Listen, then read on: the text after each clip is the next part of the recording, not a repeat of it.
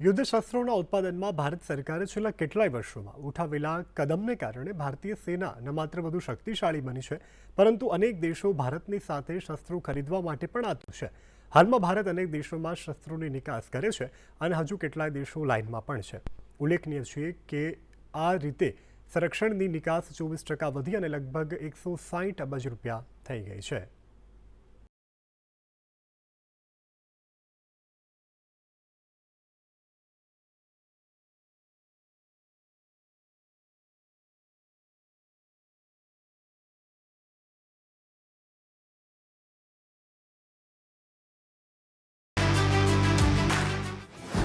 યુદ્ધ શસ્ત્રોની નિકાસમાં ભારત અગ્રેસર. 2022-23માં શસ્ત્રોની નિકાસમાં માઇલસ્ટોન સિદ્ધિ. 1.07 લાખ કરોડનું અધદહ ઉત્પાદન. ઇતિહાસમાં પહેલીવાર 1.07 લાખ કરોડનો આંકડો પાર. સંરક્ષણ ક્ષેત્રમાં સ્થાનિક ઉત્પાદન વધારીને ભારત આત્મનિર્ભરતા તરફ મજબૂત રીતે આગળ વધી રહ્યું છે. આ માટે છેલ્લા કેટલાક વર્ષોમાં ઘણા નીતિ વિષયક નિર્ણયો લેવામાં આવ્યા છે, જેની અસર હવે દેખાવા લાગી છે. ભારતે વર્ષ 2022-23માં સંરક્ષણ ઉત્પાદનના સંદર્ભમાં એક મોટું સીમા ચિહ્ન પાર કર્યું છે. નાણાકીય વર્ષ 2022-23માં સંરક્ષણ ઉત્પાદન આશરે 1.07 લાખ કરોડના મૂલ્યે પહોંચ્યું હતું.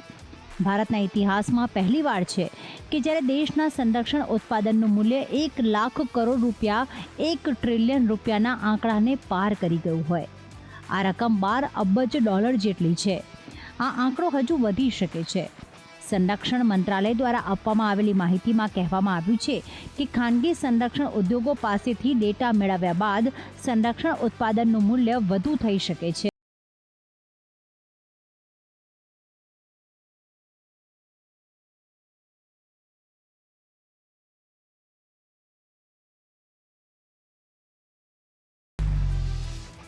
સંરક્ષણ મંત્રાલયના સતત પ્રયાસોના કારણે ઉત્પાદન સતત વધી રહ્યું છે.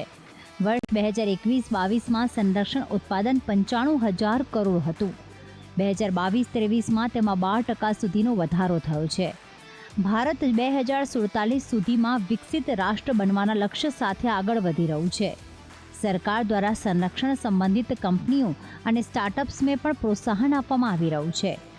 તાજેતરમાં જ ડિફેન્સ એક્સપોમાં પ્રધાનમંત્રી નરેન્દ્ર મોદીએ કહ્યું હતું કે જે દેશ દાયકાઓથી શસ્ત્રોનું આયાતકાર હતો તે આજે 75થી વધુ દેશોને શસ્ત્રોની નિકાસ કરે છે.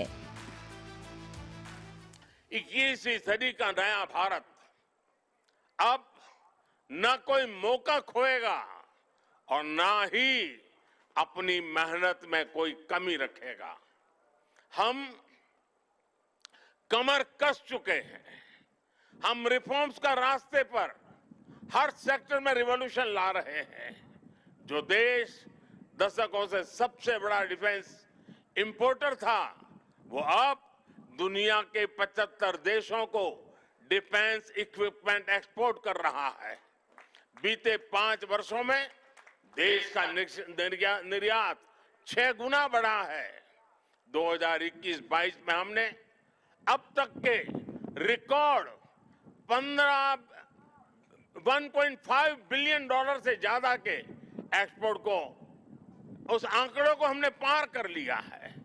फ्रेंड्स, आप भी जानते हैं कि डिफेंस एक ऐसा क्षेत्र है जिसकी टेक्नोलॉजी को, जिसकी मार्केट को और जिसके बिजनेस को सबसे कॉम्प्लिकेटेड माना जाता है. इसके बावजूद भारत ने बीते 8-9 साल के भीतर भीतर अपने यहाँ डिफेंस सेक्टर का कायाकल्प कर दिया है. इसलिए हम इसे अभी केवल एक शुरुआत मानते हैं. हमारा लक्ष्य है कि 2024-25 तक हम एक्सपोर्ट के इस आंकड़े को 1.5 बिलियन से बढ़ाकर $5 बिलियन तक ले जाएंगे. इस दौरान किए गए प्रयास भारत के लिए एक लॉन्च पैड की तरह काम करेंगे. अब यहां से भारत दुनिया के सबसे बड़ा डिफेंस मैन्युफैक्चरिंग देशों में शामिल होने के लिए तेजी से कदम बढ़ाएगा और इसमें हमारे प्राइवेट सेक्टर और इन्वेस्टर्स की महत्वपूर्ण भूमिका रहने वाली है।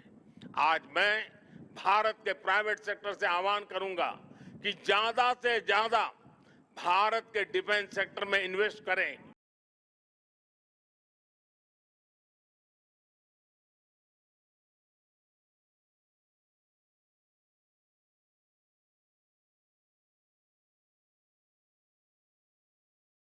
ઉત્પાદન વધારવા માટે સરકારે અનેક પગલાં લીધા છે.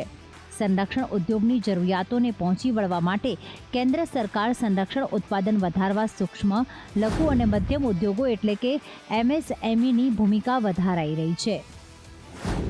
સરકાર સ્ટાર્ટઅપની ભૂમિકાને પણ મહત્વપૂર્ણ માને છે. વર્ષ 2022-23માં ભારતે માઇલસ્ટોન સિદ્ધિ મેળવી છે, જેના વિશે થોડા વર્ષો પહેલા વિચારવું પણ શક્ય ન હતું.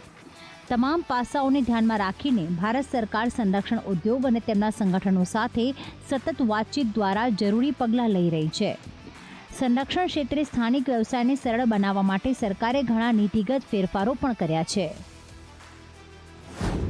શસ્ત્રોના ઉત્પાદનના લાયસન્સમાં 200%નો વધારો. લાયસન્સની સંખ્યા થઈ 3 ગણી. રોજગારીની પણ વધી તકો.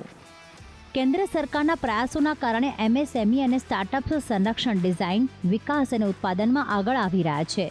સંરક્ષણ ઉત્પાદન લાયસન્સ પણ ઝડપથી વધી રહ્યા છે. છેલ્લા 7 થી 8 વર્ષોમાં ઉદ્યોગોને જારી કરવામાં આવેલા સંરક્ષણ ઉત્પાદન લાયસન્સની સંખ્યામાં લગભગ 200%નો વધારો થયો છે. આના જ કારણે તાજેતરના વર્ષોમાં સંરક્ષણ ઉદ્યોગના લાયસન્સની સંખ્યા લગભગ 3 ગણી વધી ગઈ છે. આ તમામ પગલાઓની સાથે ભારત ધીમે ધીમે સંરક્ષણ ક્ષેત્રમાં આત્મનિર્ભરતાની દિશામાં આગળ વધી રહ્યું છે. સાથે જ રોજગારીની પણ ઘણી તકો ઊભી થઈ રહી છે. યુદ્ધ જહાજથી સબમરીન સુધી. પ્રોજેક્ટ 75 હેઠળ બની 6 સબમરીન. વિસ્તરી રહી છે ભારતીય નૌકાદળની લડાયક ક્ષમતા. સ્થાનિક સંરક્ષણ ઉત્પાદન હેઠળ યુદ્ધ જહાજોથી સબમરીનનું ઉત્પાદન ભારતમાં કરવામાં આવે છે. આ શ્રેણીમાં સ્કોર્પિયન શ્રેણીમાં કલાવરી વર્ગ પ્રોજેક્ટ 75 હેઠળ દેશમાં 6 સબમરીન બનાવવામાં આવી છે. આ અંતર્ગત 5 submarine INS Vagir, INS કલવારી, INS Khanderi, INS Karanj અને INS વેલાને પણ નેવીના કાફલામાં સામેલ કરવામાં આવી છે.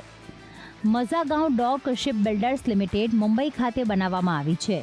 અગાઉ 3 કલાવરી વર્ગ project 75 submarine INS Khanderi, INS Karanj અને INS વેલા માત્ર 2 વર્ષમાં જ નૌકાદળને સોંપવામાં આવી હતી. હવે 6ઠ્ઠી સબમરીન વાઘશેરનું દરિયાઈ ટ્રાયલ શરૂ થવું એ સંરક્ષણ ક્ષેત્રમાં આત્મનિર્ભરતાની દ્રષ્ટિએ ખૂબ જ મહત્વપૂર્ણ પગલું છે. હિન્દ મહાસાગરમાં ચીનની વધતી દખલને જોતા ભારતીય નૌકાદળ સતત પોતાની ક્ષમતા વધારવા પર ધ્યાન આપી રહ્યું છે. યુદ્ધ શસ્ત્રોની નિકાસ 160 અબજ રૂપિયાને પાર. ભારત સંરક્ષણ ઉત્પાદન વધારવામાં વ્યસ્ત છે, જેના કારણે 2022-23માં તેમાં અભૂતપૂર્વ વધારો થયો છે.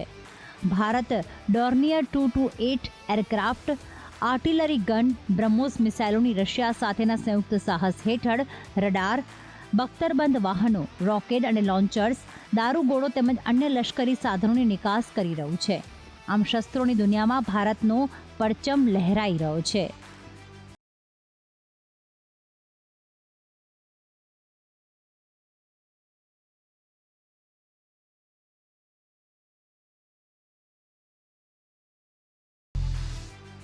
બ્યુરો રિપોર્ટ, સંદેશ ન્યૂઝ.